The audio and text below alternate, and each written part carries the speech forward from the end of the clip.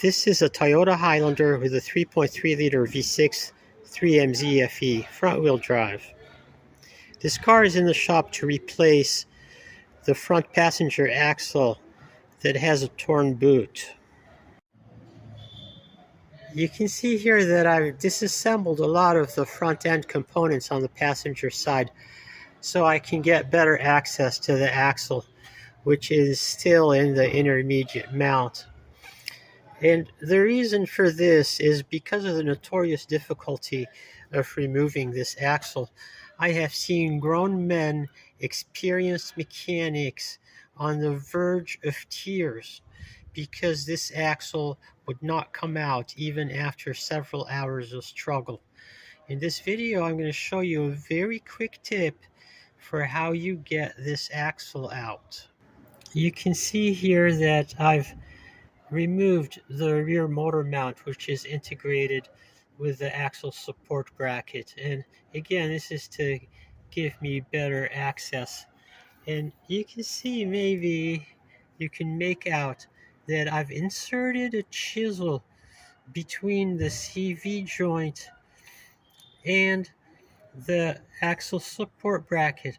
Now this must be inserted in a very specific way, going over the flange, and at that point you can pound it from the bottom, and you use the principle of physical superposition, meaning that two solid objects cannot occupy the same space at the same time.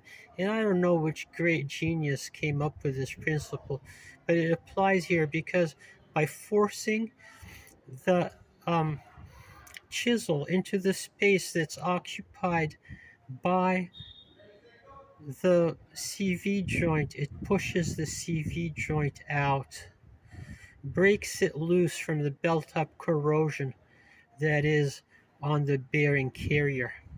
Here is the view from straight underneath.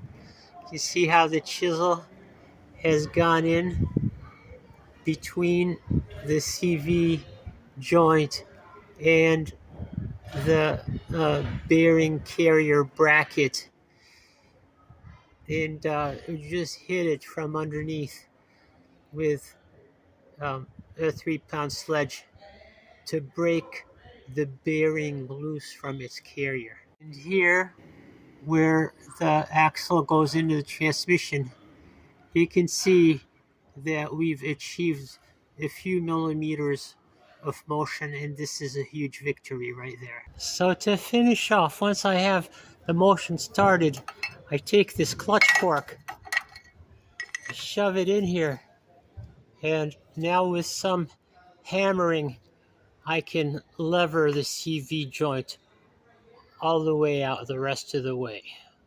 There you can see that I've achieved almost a ½ of disengagement, and you can also see the reason why this was so difficult. It's because of the corrosion that built up over the years, and it just acts to weld the outside race of the bearing to the support bracket, to the bore. And here it finally comes out without so much as an apology for all the trouble it caused. You can see the corrosion build up on the race. You can also see the corrosion build up on the inside of the bore of the bracket, and we'll be sanding this down and smoothing it.